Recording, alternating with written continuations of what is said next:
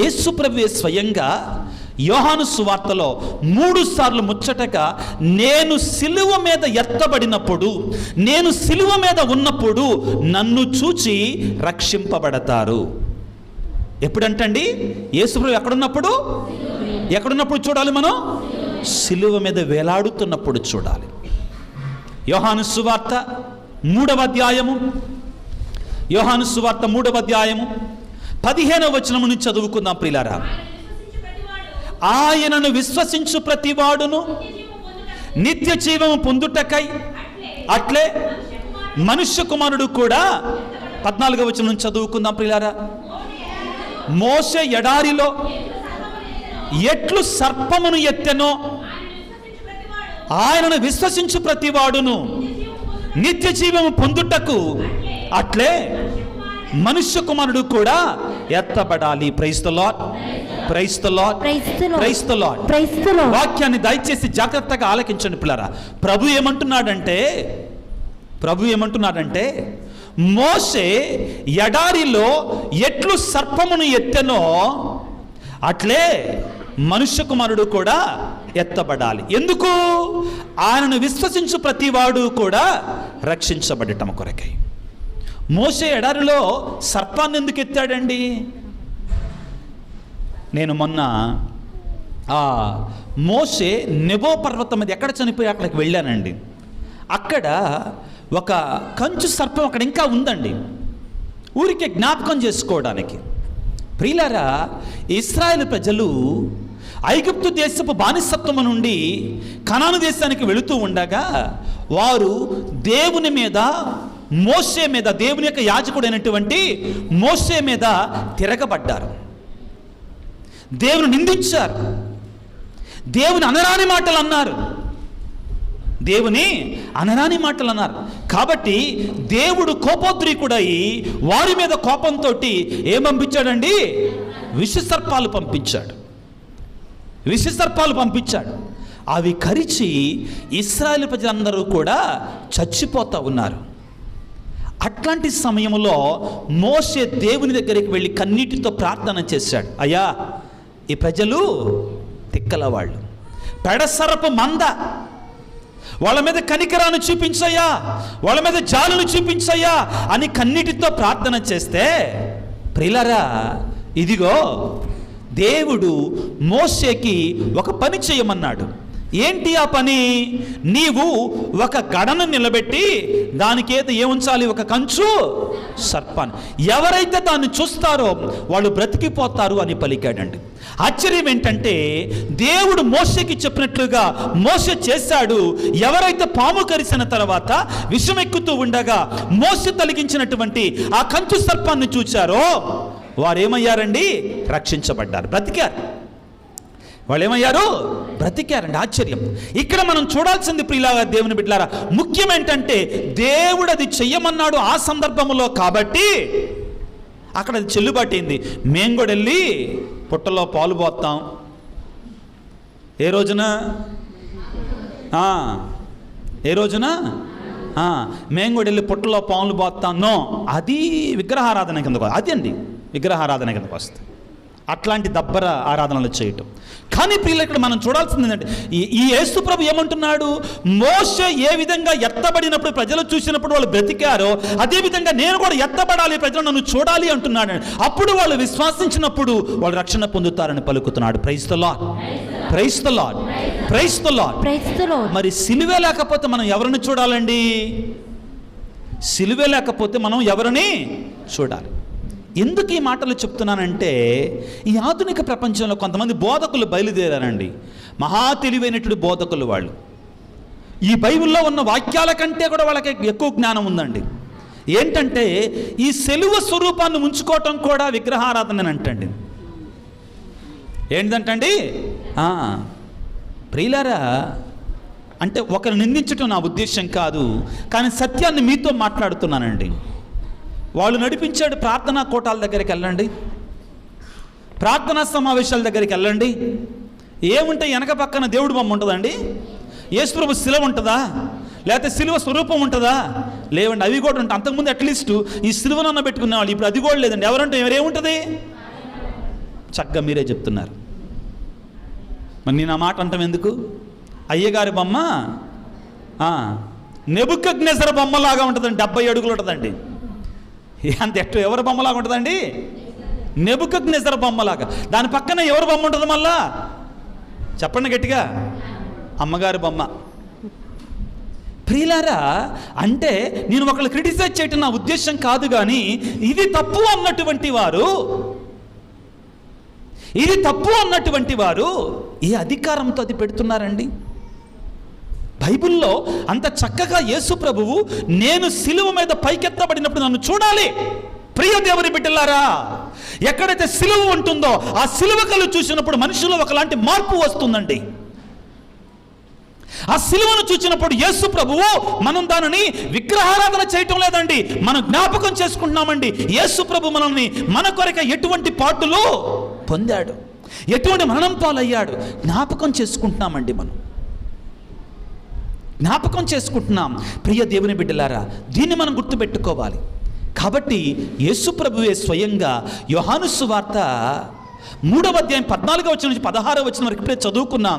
ఏమంటున్నాడంటే, ప్రియులారా, ఇదిగో నేను సిలువ మీద ఎత్తబడినప్పుడు నన్ను చూస్తే వారు రక్షించబడతారు. Praise the lord, praise the lord, praise the lord.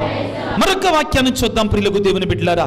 యేసు ప్రభువే స్వయముగా నేను ఎత్తబడాలి సిలువ మీద అని పలకటాన్ని మనం బైబిల్ గ్రంథంలో చూస్తామండి. సిలువ యొక్క విలువ మనకు తెలుస్తుంది ప్రియులారా. యోహాను సువార్త 12వ అధ్యాయము, వేరే వాళ్ళకి అవకాశం ఉండి చదవడానికి. యోహాను సువార్త 12వ అధ్యాయము 31వ వచనాన్ని చదువుకుందాం పిల్లరా. ఇప్పుడు ఈ లోకమునకు తీర్పు చెప్పబడుచున్నది. ఈ లోకాధికారి వెలుపలకు త్రోసివేయబడును. ఈ మాట అందరూ గుర్తుపెట్టుకున్నాడు. చాలా ముఖ్యమైన మాట అండి క్రైస్తవులకి. నేను భూమి మీద నుండి పైకి ఎత్తబడినప్పుడు అందరినీ నా యొద్దకు ఆకర్షింతును. Praise the lord, praise the lord, praise the lord. ఏమంటున్నాడండి ప్రభువు? నేను భూమి మీద నుండి పైకి ఎత్తబడినప్పుడు, ఎప్పుడంటండి? భూమి మీద నుండి పైకి ఎత్తబడినప్పుడు అందరిని నా యొద్దకి ఆకర్షిస్తాను. ఎక్కడ ఎత్తబడినప్పుడు? ఉత్థానమైనప్పుడా? ఉత్థానాన్ని గురించి మాట్లాడతా ఇక్కడ, పొరపడతారేమో మీరు. ఆ తర్వాత మాట కూడా చదువు జాగ్రత్తగా. యేసు తాను ఏ విధముగా మృతి చెందవలసి ఉన్నదో సూచించుటకై ఈ మాట చెప్పాను. ప్రియులకు దేవుని బిడ్డలారా, తన మరణాన్ని గురించి మాట్లాడుతున్నాడండి. ఏ విధంగా సిలువలో వేలాడాలి, ఏ విధంగా సిలువలో మరణం పొందాలి, ఆ సిలువ మరణాన్ని గురించి మాట్లాడుతూ ప్రభు అంటున్నాడు, నేను సిలువలో పైకెత్తబడినప్పుడు నన్ను చూచి విశ్వసించిన వారందరూ కూడా ఏమవుతారంట? రక్షించబడతారు, కాపాడబడతారు. Praise the lord, praise the lord, praise the lord, praise the lord, praise the lord, praise the lord, praise the lord, praise the lord. ముచ్చటగా 3వ వాక్యాన్ని చదువుకుందాం ప్రియులకు దేవుని బిడ్డలారా. యోహాను సువార్త 8వ అధ్యాయము, యోహాను సువార్త 8వ అధ్యాయము 28వ వచనాన్ని చదువుకుందాం. వేరే వాళ్ళకి అవకాశం ఇద్దాం. కావున యేసు మీరు మనుష్య కుమారుని ఎప్పుడంటండి? మీరు మనుష్య కుమారుని పైకెత్తినప్పుడు అంటున్నాడండి. ఇక్కడ ఉత్థానాన్ని గురించి మాట్లాడతా యేసు ప్రభు. ఇక్కడ నేను పైకెత్తబడినప్పుడు అంటలేదండి, మీరు నన్ను పైకెత్తినప్పుడు. ఎక్కడెత్తామండి యేసు ప్రభుని? మనం ఎక్కడెత్తామండి? సిలువ మీద పైకెత్తాం. సిలువ మీద పైకెత్తామండి యేసు ప్రభుని. మీరు మనుష్య కుమారుని పైకెత్తినప్పుడు చదవం. ఇప్పుడు నేనే ఆయనననియు స్వాధికారముతో నేను ఏమీ చెయ్యక తండ్రి నాకు నేర్పించిన దానినే మీకు చెప్పుచున్నాననియు గ్రహింతురు. Praise the lord, praise the lord, praise the lord, praise the lord, praise the lord. యేసు ప్రభువే స్వయంగా పదే పదే నేను పైకెత్తబడాలి, నన్ను మీరు చూడాలి, విశ్వసించాలి అని పలుకుతున్నాడు. సిలువ మనందరికీ కూడా ఎంతో పవిత్రమైనటువంటిది. సిలువని మనం ఎప్పుడూ కూడా దగ్గర ఉంచుకోవాలి. గుర్తుపెట్టుకోండి పిల్లారా, ఈ ప్రపంచంలో సైతానుకి అతి భయంకరమైన వస్తువు ఈ సిలువ స్వరూపం. అనవసరంగా నీ ఇంట్లో కీడులు ఉన్నాయని, ఆ శక్తులు ఉన్నాయని, ఈ శక్తులు ఉన్నాయని, ఆ తంత్రాలు ఆ మంత్రాల దగ్గరికి వెళ్ళమాకో. వాటన్నిటికంటే కూడా విలువైనటువంటిది, శక్తివంతమైన, పవర్ఫుల్, శక్తివంతమైనది ఇదే. ఈ సిలువని దగ్గర ఉంచుకో, ఆ బైబిల్ గ్రంథాన్ని దగ్గర ఉంచుకో, ఆ జపమాలను దగ్గర ఉంచుకో. దేవుని మహిమను నువ్వు చూస్తావు, దేవుని యొక్క అద్భుతాలను నువ్వు చూస్తావు, దేవుని యొక్క ఆశీర్వాదాలను నువ్వు చూస్తావు, దేవుని యొక్క కృపను నువ్వు చూస్తావు. ప్రియులకు దేవుని బిడ్డలారా, సిలువ లేనటువంటి వాడు క్రైస్తవుడే కాడు. సిలువ లేనటువంటి మతం క్రైస్తవ మతమే కాదు ప్రియులారా.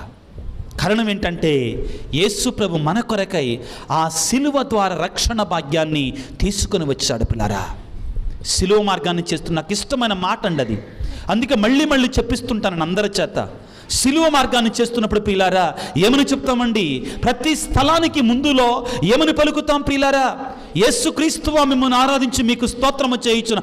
ఎందుకని ఆరాధించాలి? యేసు ప్రభువుని ఎందుకు స్తోత్రాలు చెల్లించాలి? యేసు ప్రభువుకి ఏలయ్యనగా మీ తిరుసులేవ చేత ఈ లోకమును రక్షించుతాడు. Praise the lord, praise the lord, praise the lord. ఎలా రక్షించాడండి యేసు ప్రభు మనల్ని? తిరుస్లేవ చేత, తిరుస్లేవ చేత. ప్రియులారా, ఈ సిలువ అనేటువంటిది మన హృదయంలో గుడి కట్టుకోవాలి, మన హృదయంలో ఉండాలి, మన జీవితంలో ఉండాలి, మన కుటుంబంలో ఉండాలి.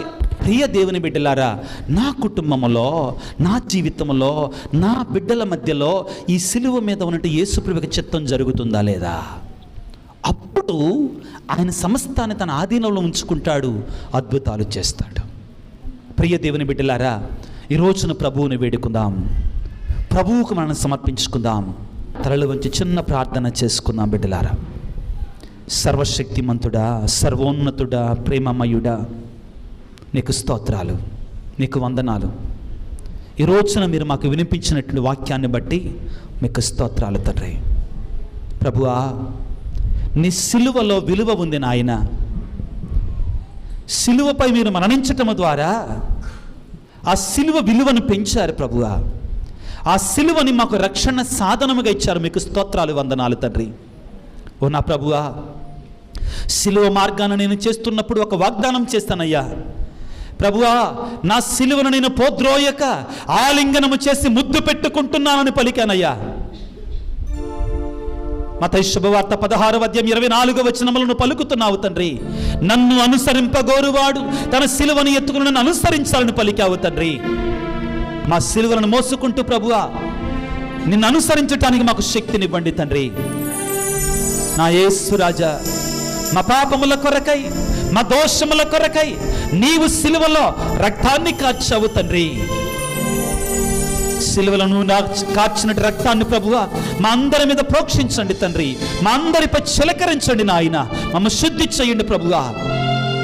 ఎవరైతే అనారోగ్యంతో బాధపడుతున్నారు, అస్వస్థతలతో బాధపడుతున్నారు, వ్యాధులతో బాధపడుతున్నారు, ఆత్మీయంగా కృషించిపోతున్నారో తండ్రి, ఇక నన్నెవరు కాపాడతారు అనేటువంటి వారి మీద నీ సిలువ రక్తాన్ని ఈ క్షణంలో ప్రోక్షించండి నా తండ్రి.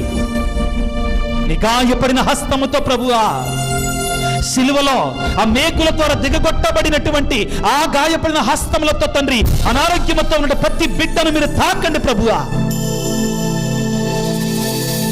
హృదయంలో వేదనతో, కుటుంబంలో మనశ్శాంతి లేకుండా, శాంతి లేకుండా, సమాధానం లేకుండా ఉంటున్నటువంటి ప్రతి బిడ్డను ఓ సిలువనాథుడా ఈ సమయంలో సందర్శించు ప్రభువా.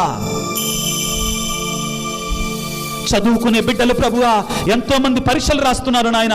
ఇంటర్మీడియట్, 10th క్లాస్, డిగ్రీ పరీక్షలు రాస్తున్నటువంటి బిడ్డలు జ్ఞాపక శక్తి లేకుండా అయ్యో నన్ను ఎవరు దీవిస్తారు, నాకెవరిస్తారు జ్ఞాపక శక్తి అనేటువంటి వేదనతో ఉన్నారు తండ్రి. అట్టి బిడ్డలందరికీ ప్రభువా సిలువనాథుడా నీ జ్ఞాపక శక్తిని ప్రసాదించండి. ముఖ్యంగా ప్రభువా రేపటి రోజున మా విచారణ పండగను కొనియాడుకుంటుండగా, పునీత జోజప్ప గారికి మహోత్సవాన్ని కొనియాడుకుంటుండగా ప్రభువా మా గ్రామాన్ని దీవించండి ప్రభువా. మా విచారణ గురువులు అంతోని ఫాదర్ గారిని దీవించండి నాయన. ఉపాధ్యాయ ఉపదేశాలను దీవించండి, సంఘ పెద్దలను దీవించండి, మరిదల సభ్యులు, యూత్ మెంబర్స్ను దీవించండి ప్రభువా. విశ్వాసులందరూ, ప్రతి కుటుంబాన్ని, ప్రతి వ్యక్తిని పేరు పేరు వరుసను దీవించండి ప్రభువా. ఈ సమయంలో ప్రభువా ఈ ఆరాధనలో పాల్గొంటూ, ఈ వాక్య పరిచర్యలో పాల్గొంటున్నటువంటి నీ బిడ్డలందరినీ కూడా ప్రభువా నీ గాయపడిన హస్తములతో నీ సిలువలో నుండి ప్రభువా మీరు తాకండి ప్రభువా. నీ శక్తిని, నీ అద్భుతాన్ని ప్రభు నీ బిడ్డలకు చూపించండి నాయన. ఎన్నో దినాల నుండి, ఎన్నో సంవత్సరాల నుంచి, ఎన్నో నెలల నుంచి అయ్యో నేను అనుకున్నది జరగటం లేదే, నేను సాధించలేకపోతున్నానే, నా జబ్బు నయమగట్టలేదే అనుకుంటున్న ప్రతి బిడ్డను సిలువనాథుడా నీ సిలువ శక్తితో ప్రభువా, నీ దివ్య సప్రసాదం నుండి తాకండి ప్రభువా. ఈ వాక్య పరిచర్యలోను, ఈ ఆరాధనలో పాల్గొన్నటువంటి నీ బిడ్డలందరినీ కూడా దీవించమని మా ప్రభు అయిన క్రీస్తు ద్వారా వేడుకొనుచున్నాము తండ్రి.